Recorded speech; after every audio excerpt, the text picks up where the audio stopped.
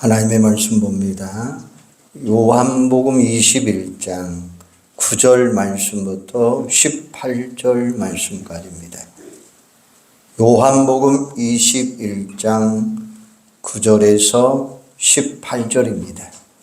한번 같이 읽을까요? 육지에 올라와 보니 숯불이 있는데 그 위에 생선이 놓였고 떡도 있더라. 예수께서 이르시되 지금 잡은 생선을 좀 가져오라 하시니 시몬 베드로가 올라가서 그물을 육지에 끌어올리니 가득히 찬 큰 고기가 153마리라. 이같이 많으나 그물이 찢어지지 아니하였더라.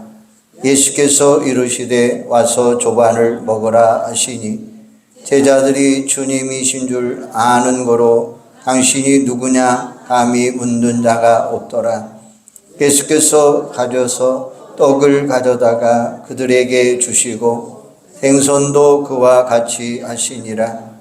이것은 예수께서 죽은 자 가운데서 살아나신 후에 세 번째로 제자들에게 나타나신 것이라.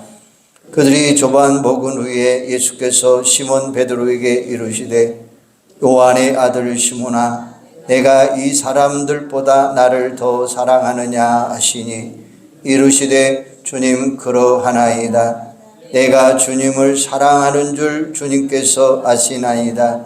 이르시되 내 어린 양을 먹이라 하시고 또 두 번째 이르시되 요한의 아들 시몬아 내가 나를 사랑하느냐 하시니 이르시되 주님 그러하나이다.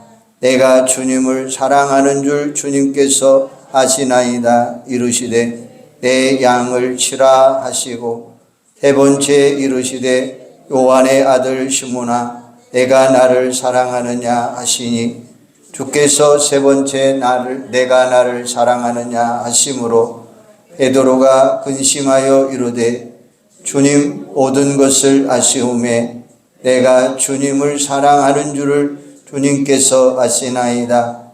예수께서 이르시되 내 양을 먹이라.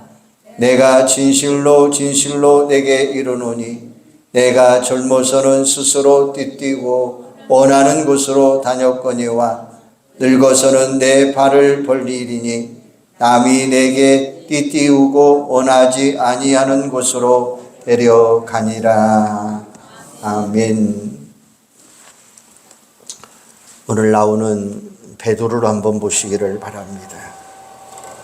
베드로는 주님의 사랑을 절실하게 체험한 사람 중에 하나입니다. 이게 그의 인생 터닝 포인트입니다. 물론 그전에도 주님의 사랑을 안다고 생각했어요. 그러나 온전히 깨닫지는 못했어요. 만일 그 사랑을 정말로 알았더라면 주님이 십자가에 못 박힐 때에 도망가지 않았을 겁니다. 그 사랑을 잘 몰라서 베드로는 실패했습니다.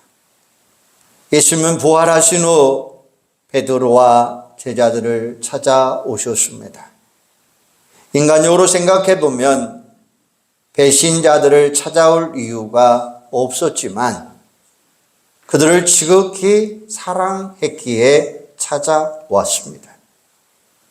부활의 주님을 다시 만난 후 베드로와 제자들은 완전히 변화됩니다. 특별히 베드로, 그는 무식한 어부 출신입니다. 그가 인류 역사상 가장 위대한 인물 중에 한 사람입니다.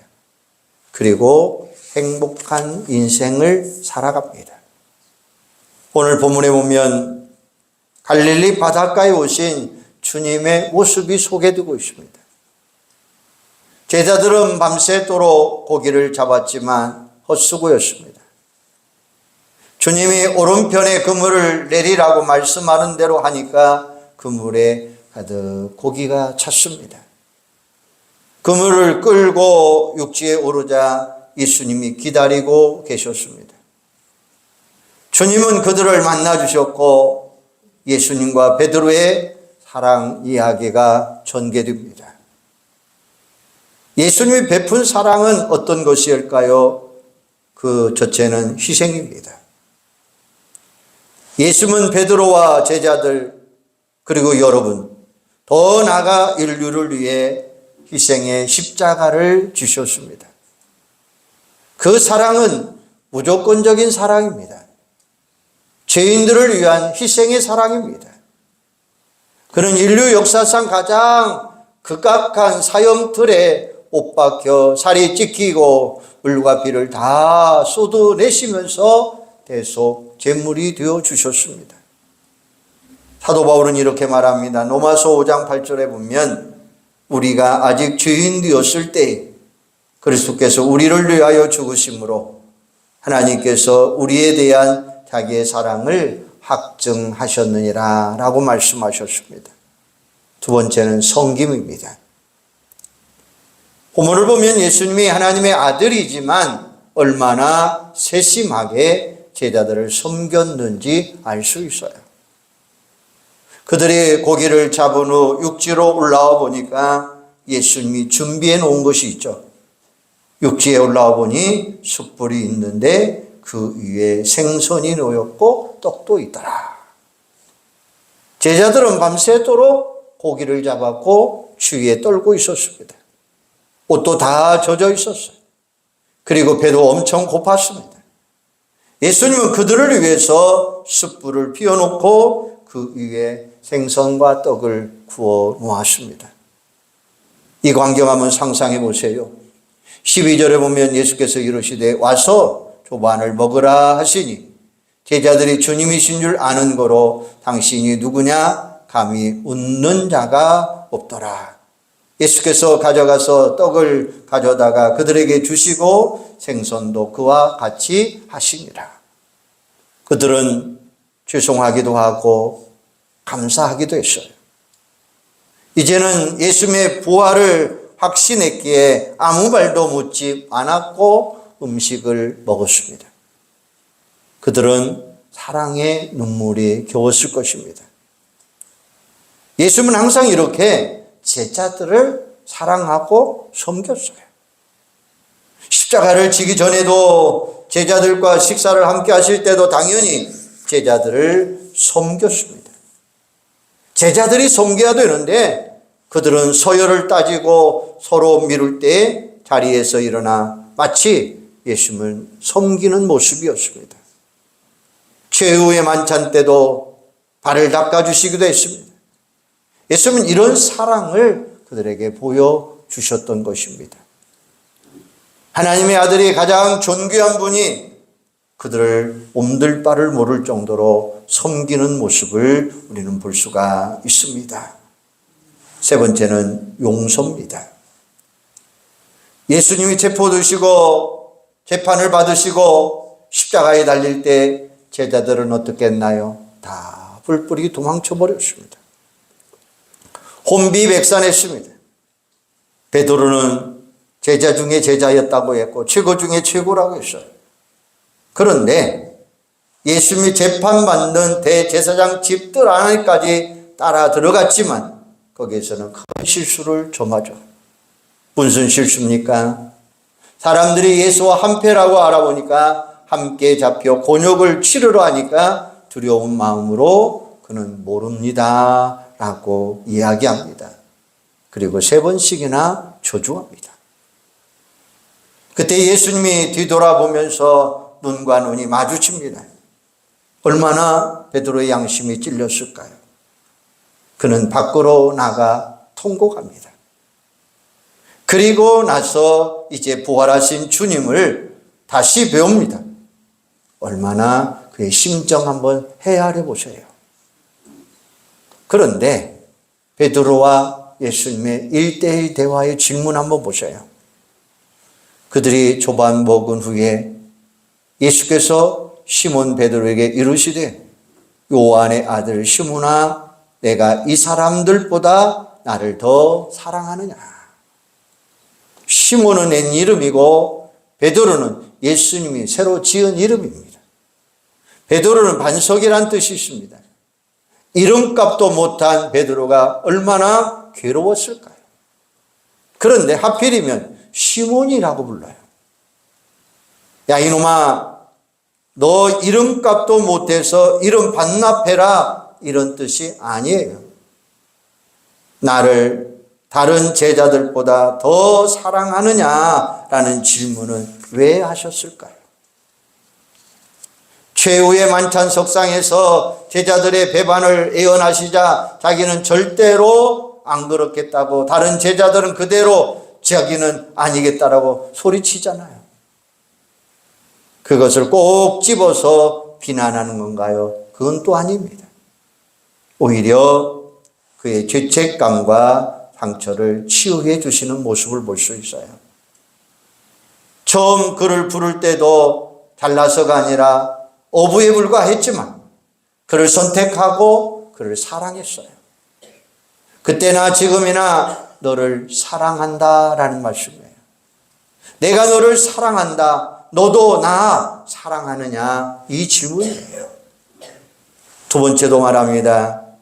또 두 번째 이루시되 요한의 아들 시몬아 내가 나를 사랑하느냐 하시니. 세 번째도 말합니다. 세 번째 이루시되 요한의 아들 시몬아 내가 나를 사랑하느냐. 왜 굳이 비슷한 말을 세 번씩이나 말씀하셨을까요? 같은 말을 세 번씩이나 하니까 아마 각각 다를 거라고 전개하는 사람들은 있습니다. 그러나 특별한 뜻은 없습니다. 중요한 것은 베드로가 주님을 세 번 부인했지만 그 모든 것을 용서해 주시고 여전히 나는 너를 사랑한다라는 뜻입니다. 좀 더 구체적으로 말씀합니다. 내가 나 사랑하는 줄 안다. 다만 내가 연약해서 실수한 거야. 그렇지 내가 안다 이 말입니다. 주님은 이런 말씀을 통해서 베드로의 죄책감을 씻어줘요. 베드로가 처음에는 부끄럽고 민망하고 쥐구멍이라도 들어가고 싶었지만 예수님과 대화를 통해서 모든 것을 털어놓습니다. 잘못했을 때 빨리 여단 맞고 끝내는 게 편하죠. 이처럼 예수님의 사랑은 용서하는 사랑입니다. 그냥 한두 번이 아니라 무한히 사랑하시는 하나님이라는 말씀입니다. 베드로의 예전에 용서에 관한 대화한 적이 있죠. 마태복음 18장 21절에 보면 그때 베드로가 나와서 이르되 주여 형제가 내게 죄를 범하였으면 몇 번이나 용서하여 주리까? 7번까지 하오리까? 예수께서 이르시되 내가 이르노니 7번뿐만 아니라 7번을 70번까지라도 할지니라 이렇게 말씀하잖아요. 이 말은 표현적인 숫자 그대로 490번 용서하는 것도 인간으로서는 불가능하지만 예수님은 무한대한 용서라는 뜻으로 이 말씀을 하고 계시는 것입니다. 주님은 한 번 택한 백성은 절대 버리지 않습니다. 용서하고 또 용서하시는 분이십니다. 하나님의 자녀된 마당에 실수한다고 버리느냐 이겁니다.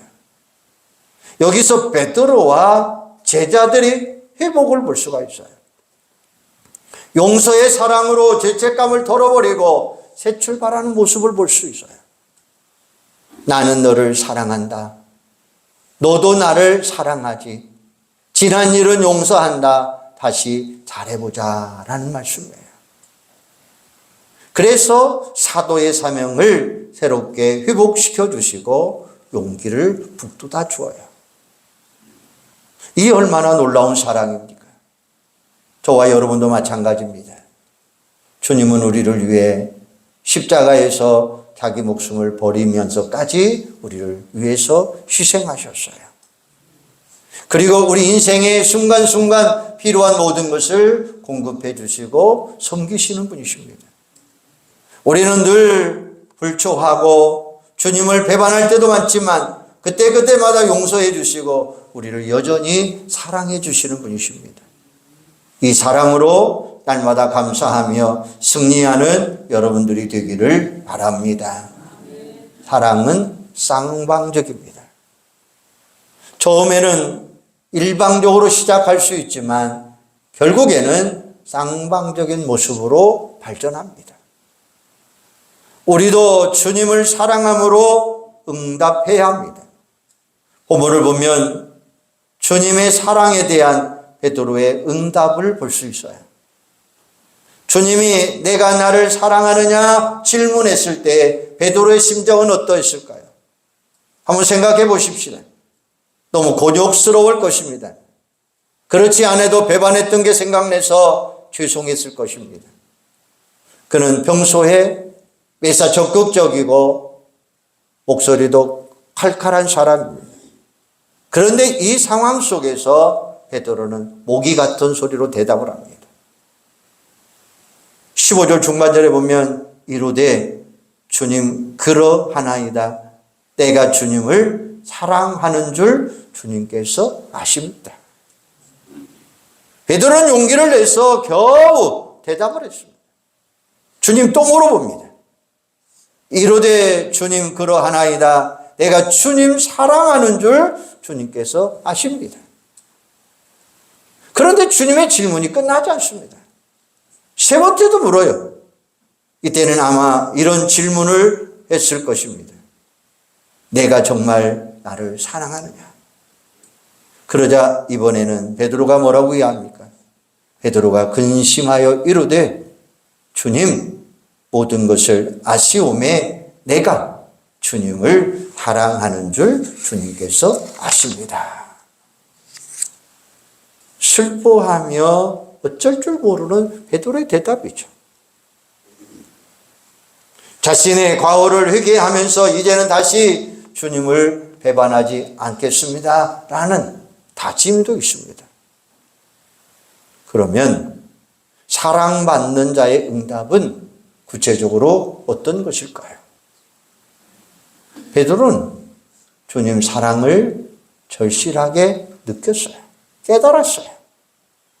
주님의 말씀에 순종하고 주님의 사랑을 받은 대로 사랑하고 실천하고 사명을 감당하는 헌신의 사람이 돼요. 이런 사랑의 응답이 우리 삶 속에서 계속 이어질 때에 행복한 역사, 존귀한 사람, 존귀한 인생으로 변화되는 축복이 일어날 줄로 믿습니다. 그러면 오늘 여기서 우리가 어떤 것을 깨달아야 되느냐라는 것입니다. 그 첫째는 순종입니다.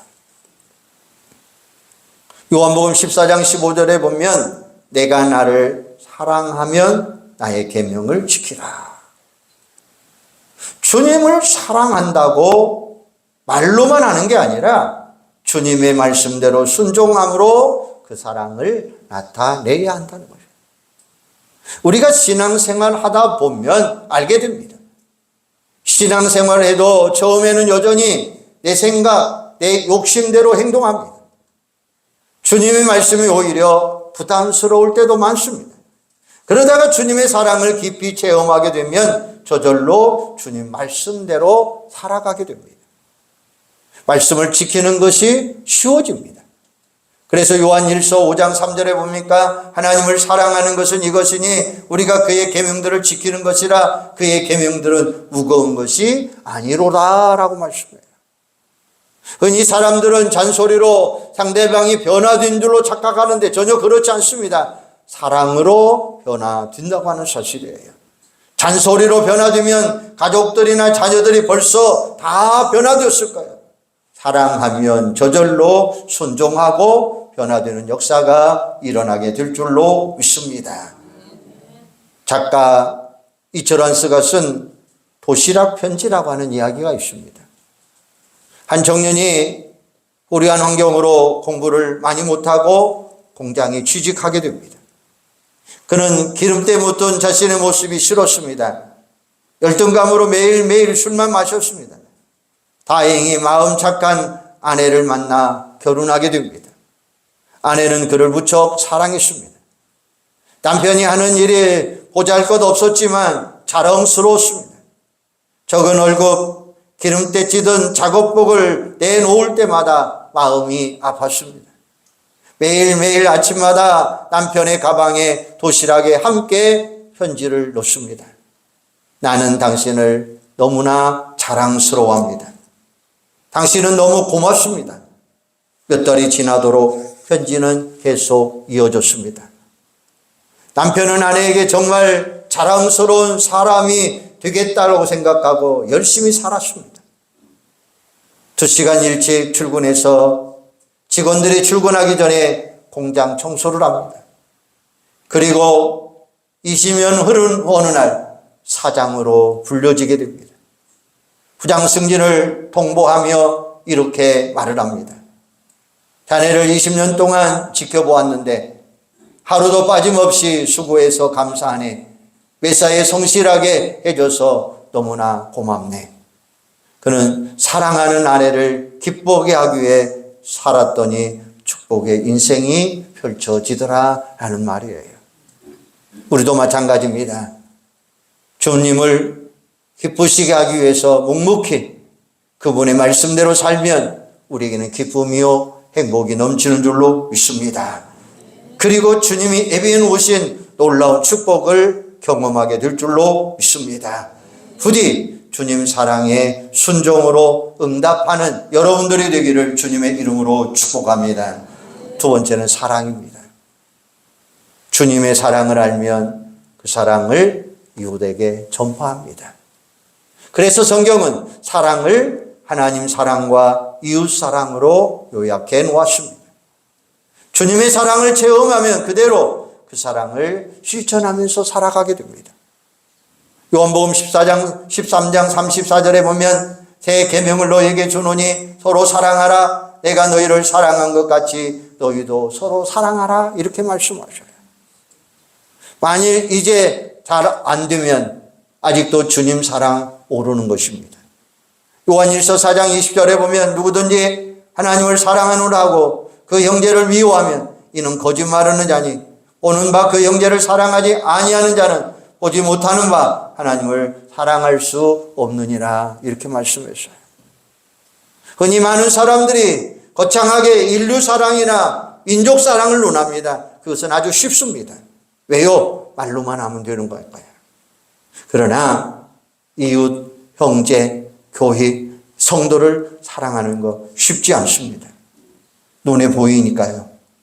주님은 한 사람을 사랑하되 세상 전체보다 더 사랑이 있습니다.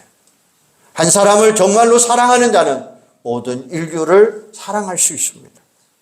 그런 사랑을 우리는 실천하면서 주님 사랑을 만방에 보여주어야 될 줄로 믿습니다. 오래전 시카고에서 있었던 이야기입니다. 한인 버스 기사가 있었는데 강도를 만나 총상을 입어요. 온몸이 피투성이가 됩니다. 다들 거들떠 보지도 않습니다.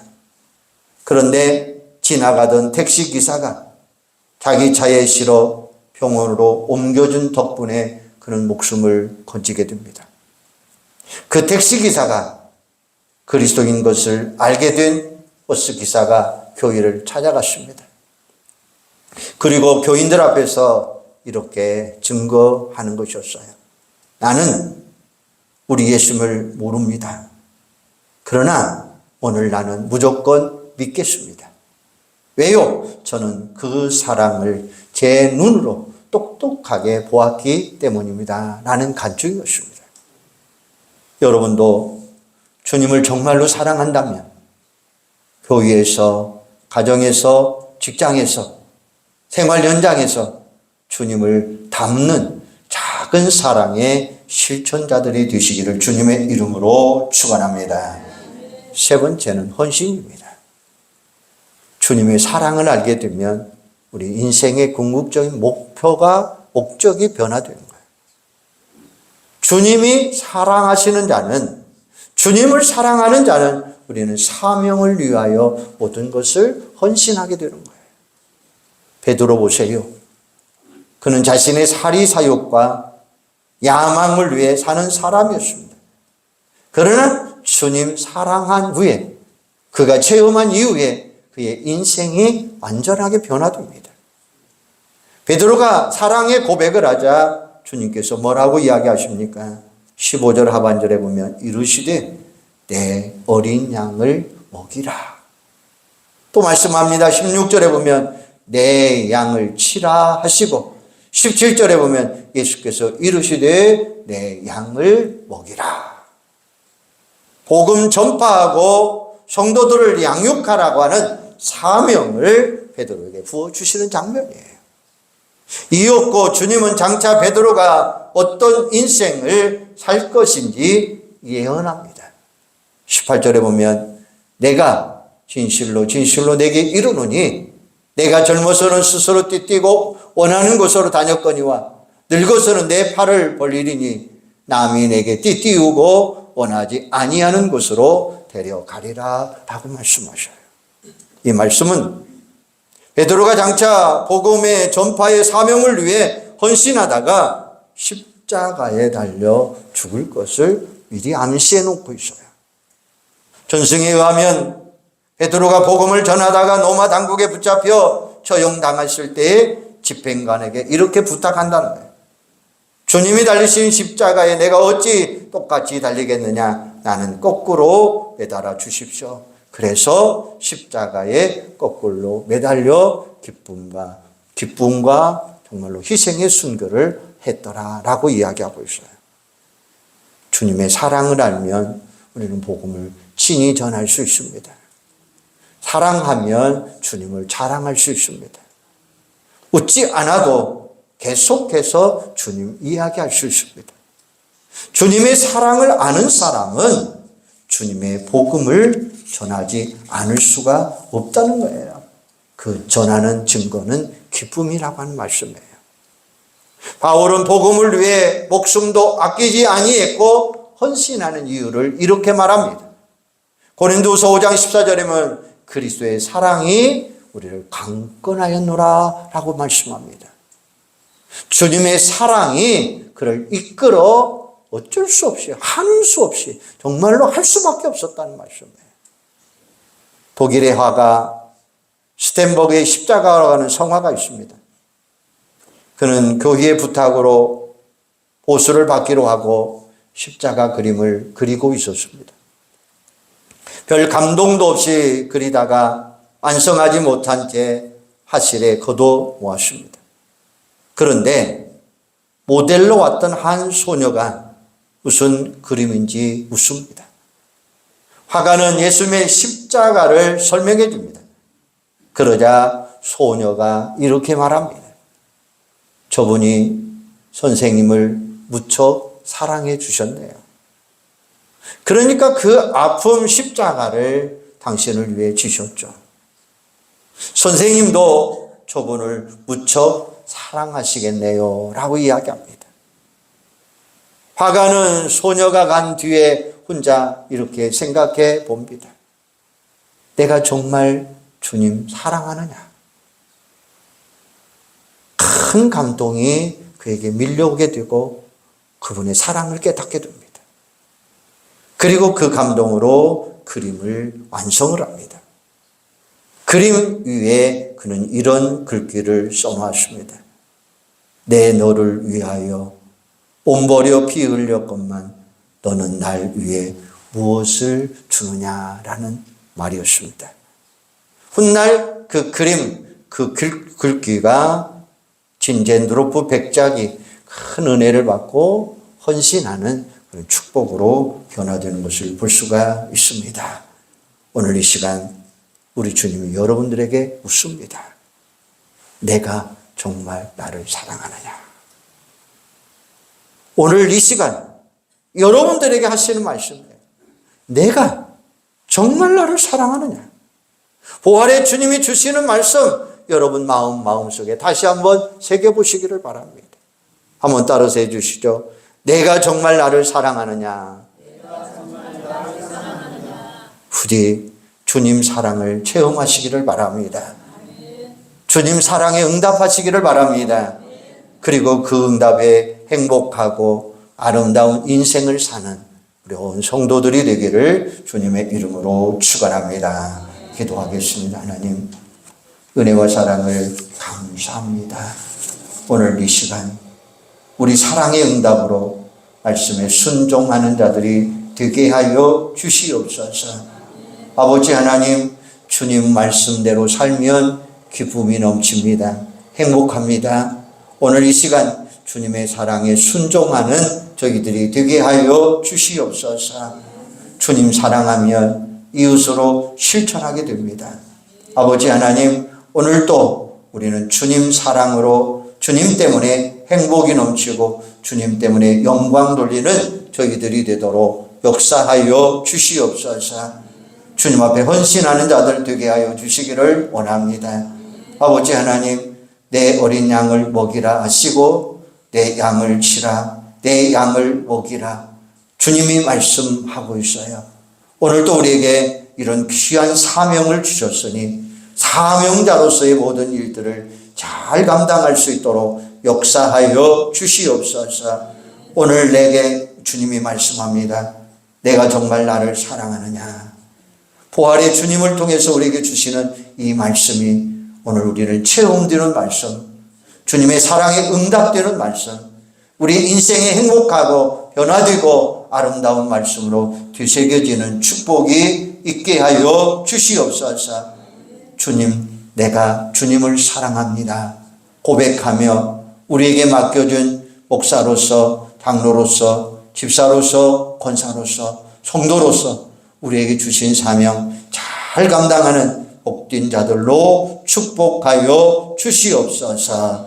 예수님의 이름으로 기도하옵나이다. 아멘.